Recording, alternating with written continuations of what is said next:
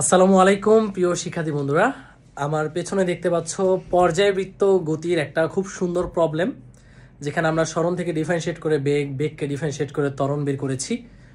সহজ problem but important, যেটা Dhaka university admission টেস্টে রিটেনে আসছিল। সো এরকম অসংখ্য অসংখ্য প্রবলেম দিয়েই সাজানো আমাদের পর্যায়বৃত্ত গতি ম্যারাথন ওয়ান শট ক্লাসটি। তোমাদেরকে যদি একটু দেখাই, এই ম্যারাথন ওয়ান শটটা আমরা শুরু করেছি একদম এই যে এখান থেকে দেখো, একদম প্রত্যেকটা জিনিস ম্যারাথন ওয়ান শট।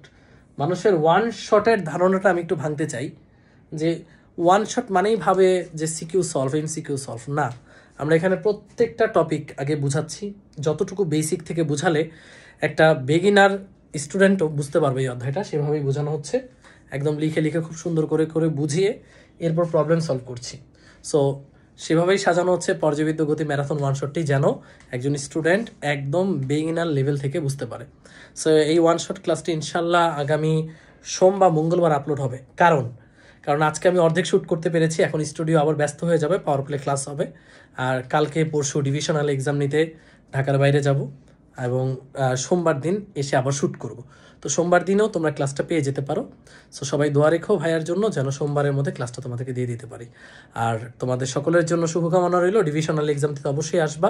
সবার সাথে দেখা হবে ইনশাল্লাহ। আল্লাহ হাফেজ।